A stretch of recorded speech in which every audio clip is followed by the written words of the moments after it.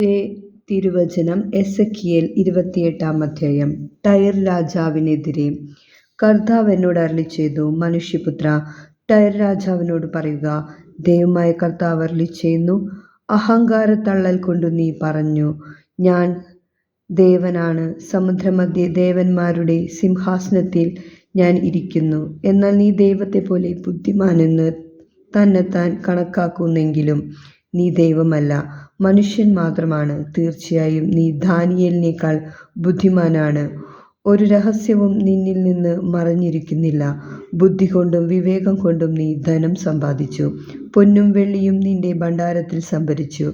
വ്യാപാരത്തിലുള്ള നിന്റെ വലിയ അറിവ് മൂലം നീ സമ്പത്ത് വർദ്ധിപ്പിച്ചു, ധനം മൂലം അഹങ്കരിച്ചു. ആകയാൽ ദൈവമായ കർത്താവ് അരുളിച്ചെയ്യുന്നു, നീ നിന്നെ തന്നെ ദൈവത്തെപ്പോലെ ജ്ഞാനിയായി കണക്കാക്കി. അതിനാൽ ജനതകളിൽ വെച്ച് ഏറ്റവും ഭീകരന്മാരായവരെ ഞാൻ നിന്റെ മേൽ അയക്കും. നിന്റെ ജ്ഞാനത്തിൻ്റെ മനോഹരതയ്ക്കു നേരെ അവർ വാളൂരും.